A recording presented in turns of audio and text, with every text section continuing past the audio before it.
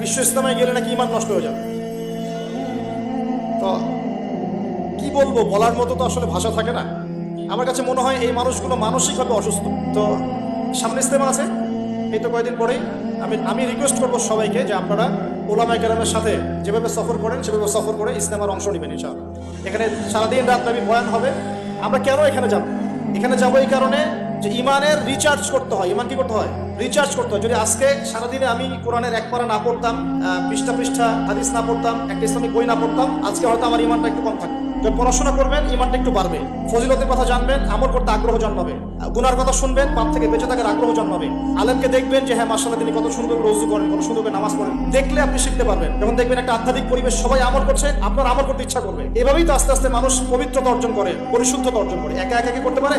অতএব এই ঐক্যবদ্ধ যে মিলনায়তন দিনের ক্ষেত্রে, এই মিলনায়তনগুলোর ক্ষেত্রে আমাদের সবাইকে অংশগ্রহণ করার চেষ্টা করতে হবে।